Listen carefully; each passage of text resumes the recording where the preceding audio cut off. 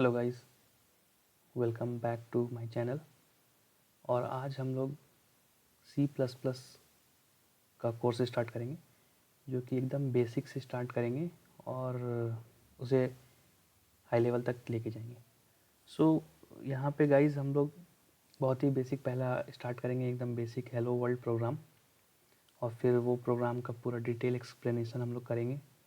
उसके बाद करेंगे डेटा टाइप्स, कितने टाइप्स के डेटा टाइप्स होते हैं, क्या होते हैं, कितने साइज़ वो लेता है। आज ये फर्स्ट लेक्चर है।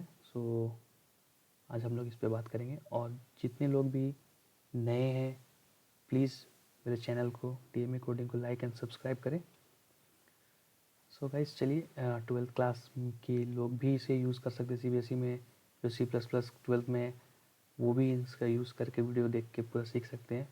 बेसिकली एकदम बेसिक बिगिनर्स, जो भी जिनको कुछ नहीं आता, वहाँ से स्टार्ट हो रहा है। चलिए सबसे पहले हम लोग देखते हैं क्या है बेसिक हेलो वर्ल्ड प्रोग्राम, कैसे क्रिएट करते हैं। उसके बाद उसको एक्सप्लेन करेंगे और ये डेटा टाइप्स भी करेंगे आगे। तो चलिए हम लोग पहले एक फाइल बना लेते हैं हेलो वर्ल्ड के नाम से। .cpp फाइल होता है। ये जो C++ के जो फाइल्स होते हैं तो उसका एक्सटेंशन .cpp होता है। हमने ये एक हेलो वर्ल्ड .cpp फाइल बना लिया। अब यहाँ पे हम लोग करते हैं ऐसे इंक्लूड IOStream,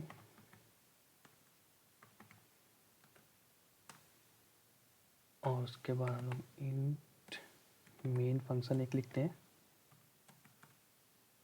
और ये मेन फंक्शन में हम लोग एक सी आउट करा देते हैं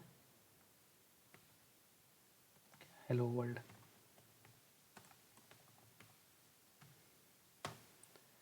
गाइस, अभी आप देख रहे होंगे कि एरर आ रहा होगा यहाँ पे।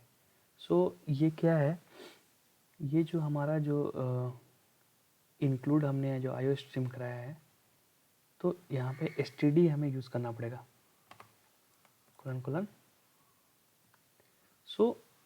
ये इसके थ्रू ही, ये एक्चुअली क्या होता है मैं आपको थोड़ा एक्सप्लेन करता हूँ। पहले इसको रन करके दिखाता हूँ, फिर मैं एक्सप्लेन करता हूँ कि ये हो क्या रहा है।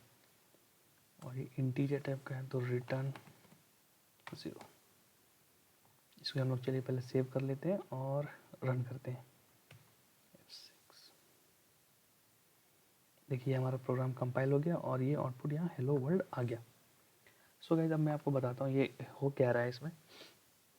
सबसे पहले हमने हैश इंक्लूड IOStream ये क्यों किया और ये होता क्या है वो समझेंगे। हैश इंक्लूड IOStream एक्चुअली ये जो हमारा C++ का जो लाइब्रेरी है, उस लाइब्रेरी में ये IOStream के जो क्लासेस होंगे, जो इनपुट आउटपुट स्ट्रीम का जो क्लास है, जो सी आउट सी इन, इसको यूज़ करने के लिए हेल्प करता है। वो हम क्या करेंगे, अगर हम इसको नहीं इंक्लूड करते तो हमें ये सी आउट सी इन नहीं एक्सेस कर पाएगा। उसके लिए हमें एक पूरा क्लास लिखना पड़ता। तो अभी हम क्या कर रहे हैं कि हम पूरा लाइब्रेरी नहीं ले रहे, उस लाइब्रेरी का पर्टिकुलर क्लास को सिर्फ इंक्लूड करा रहे अपने प्रोजेक्ट में। गाइज ये हो गया इंक्लूड IOStream। अब यहाँ पे इंक्लूड हो गया। अब देखिए ये हमने एक मेन फंक्शन बनाया है। मेन फंक्शन कोई किसी भी प्रोग्राम में, जो भी आप प्रोग्राम बनाओगे उसमें एक मेन फंक्शन होगा। ये मेन फंक्शन हमने इंट टाइप का बनाया है। तो ये क्या रिटर्न करता है, वैल्यू इंटीजर। इसलिए हमने इंटीजर रिटर्न 0 कराया है यहाँ पे। अब आते हैं, बात करते हैं ये सी आउट सी इन का। तो सी आउट जो हम करा रहे हैं, सी आउट से क्या होता है, वो कुछ भी प्रिंट करता है। जिसे हमने हेलो वर्ल्ड लिखा तो वो हेलो वर्ल्ड प्रिंट कर दिया कंसोल में।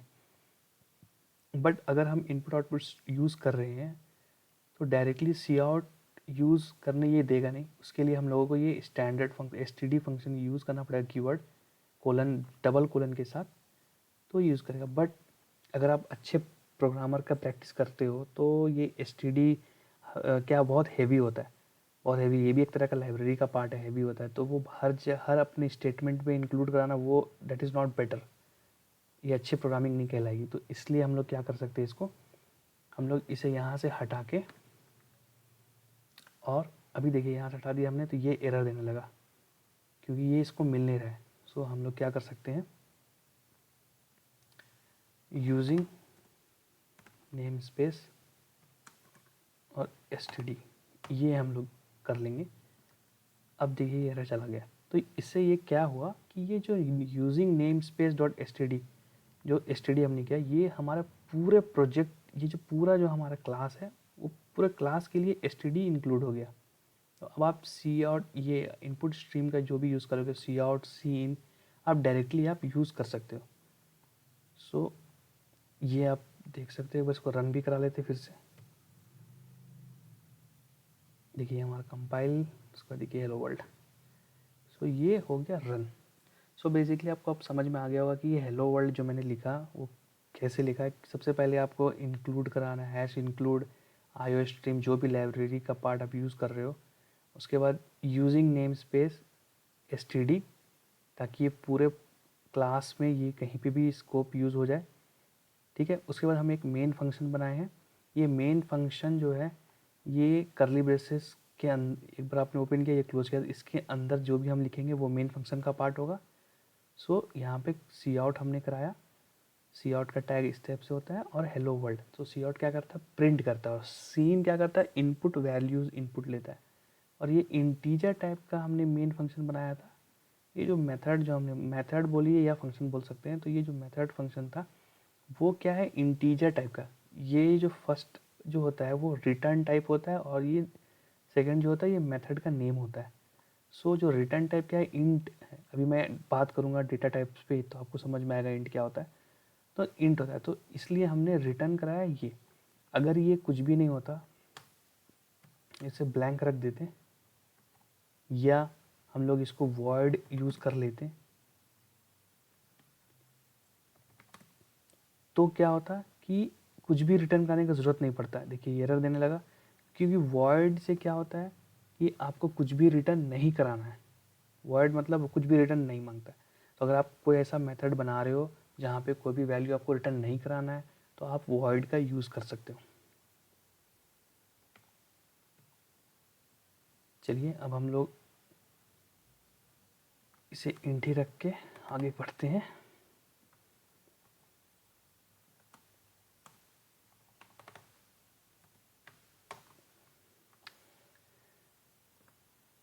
सो हमने ये डिटेल एक्सप्लेनेशन कर लिया। अब आते हैं डेटा टाइप पे। सो डेटा टाइप क्या होता है, तीन टाइप के डेटा टाइप होते हैं।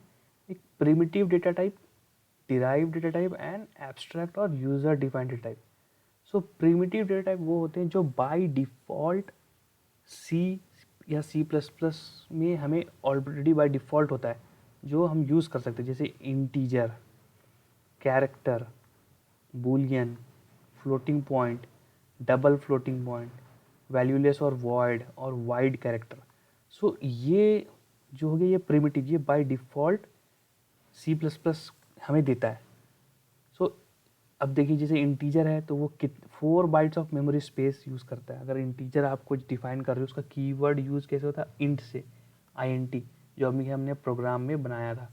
सो ये इंट मेन फंक्शन, सो हमने इंटीजर टाइप का बनाया। सो ये क्या मेमोरी स्पेस कितना ले लिया, 4 बाइट का मेमोरी स्पेस लेगा। कैरेक्टर क्या करता है, 1 बाइट का मेमोरी स्पेस लेता है, और उसको कीवर्ड यूज़ कैसे हम लोग करते हैं, कैर से, CHAR, कैर। ये सब याद रखने वाली चीज़ है, आपको बहुत ही ये बेसिक चीज़ है। ये याद होगा तो आप इजीली प्रोग्रामिंग कर पाओगे। अब होता है बूलियन। सो बूलियन कोई मेमोरी स्पेस नहीं, बट ये वैल्यू ट्रू और फॉल्स में वैल्यू स्टोर करता है। और इसका कीवर्ड क्या यूज़ करते हैं हम लोग, बूल, BOOL, बूल। और फ्लोटिंग पॉइंट 4 बाइट का मेमोरी स्पेस लेता है, और कीवर्ड होता है फ्लोट। डबल फ्लोटिंग पॉइंट होता है 8 बाइट का, और इसका कीवर्ड होता है डबल। सो फ्लोट और डबल में क्या डिफरेंस है, सो डबल में जैसे डेसिमल वैल्यूज़ आ गए, फ्लोटिंग पॉइंट में हम लोगों को एफ डिफाइन करके लिखना पड़ता है, कुछ फ्लोटिंग पॉइंट्स वैल्यूज़ है तो ये फ्लोट से ज़्यादा होता है डबल। ये 4 बाइट ही लेता है, ये 8 बाइट का कैरेक्टर लेता है। और ये वैल्यूलेस और वॉइड क्या करता है, विदाउट एनी वैल्यू, कोई भी वैल्यू यूज़ नहीं करना तो वॉइड का यूज़ कर सकते हैं। और वाइड कैरेक्टर क्या होता है, ये 2 और 4 बाइट ऑफ मेमोरी स्पेस लेता है, और यूज़ करते हैं WCAR-TK। ये है इसका कीवर्ड। सो ये भी कैरेक्टर जैसा ही है, बट कैरेक्टर से थोड़ा बड़ा होता है। अब आगे डिराइव डेटा टाइप पे। डिराइव डेटा टाइप क्या होता है, ये जो डेटा टाइप है, ये डेटा टाइप बना होता है, ये प्रिमिटिव डेटा टाइप का यूज़ करके जो बनाते हैं हम लोग, उसे डिराइव डेटा टाइप कहते हैं। जैसे फंक्शन बना रहे हैं, जैसे अभी हमने ये बनाया था, ये एक फंक्शन हो गया, मेन फंक्शन। ठीक है। सो ये एक फंक्शन हो गया, तो ये फंक्शन हो गया, एरे हो गया, पॉइंटर हो गया, रेफरेंस हो गया, अभी हम लोग आगे पढ़ेंगे ये सब पूरे डिटेल में। और एब्स्ट्रैक्ट और यूज़र डिफाइंड डेटा टाइप हो गया जो आप अपनी खुद से बना रहे हो, जैसे क्लास आपने बना लिया हेलो वर्ल्ड का, ठीक है, स्ट्रक्चर बना लिया, यूनियन बना लिया, या एन्यूमरेशन बना लिया, या type of definition data type. So ये सारे क्या है, यूज़र डिफाइंस है। तो ये हम लोग सब अभी लेटर फर्दर क्लास में करेंगे सारा। तो चलिए अभी हम लोग एक प्रोग्राम में और चेक कर लेते हैं ये प्रिमिटिव डेटा टाइप के कितने स्पेस सारे यूज़ करता है, जो हमने 4 बाइट 1 बाइट लिखा है उसे एक बार चेक भी कर लेते हैं। सो चलिए एक बार हम लोग यहाँ पे इसी प्रोग्राम में यूज़ करते हैं। So C out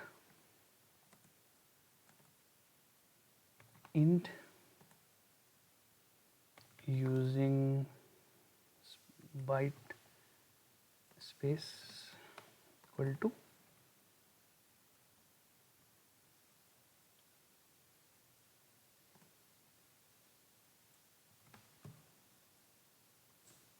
so size of wheel check कितना साइज लेता है, साइज ऑफ क्या int, और ये हम यहाँ पे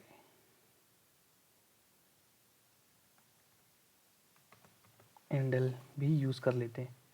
अच्छा अब एंडल क्या होता है वो भी मैं आपको बताता हूँ। एंडल के जैसे भी मैं बताता हूँ, एक और लिखने दीजिए फिर आपको समझ में आएगा। सो अभी देखिए जैसे हमने ये लिखा, सी आउट कराया हेलो वर्ल्ड, उसके बाद हमने ये लिखा। सो अब क्या होगा यहाँ पे अगर हम एंडल नहीं कराते हैं, सो ये प्रॉब्लम, चलिए मैं एक बार नहीं कराता हूँ, आपको दिखला देता हूँ प्रॉब्लम क्या है, दोनों में डिफरेंस समझ में आ जाएगा। इसको एक बार रन करते हैं पहले।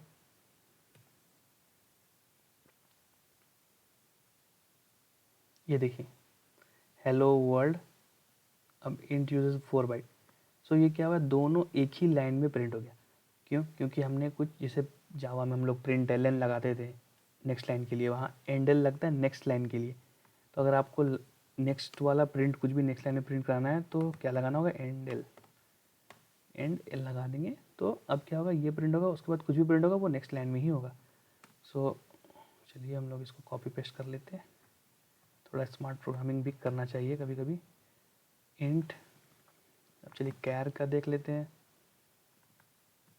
कैर सी आउट इंट कैर फ्लोट का देख लेते हैं,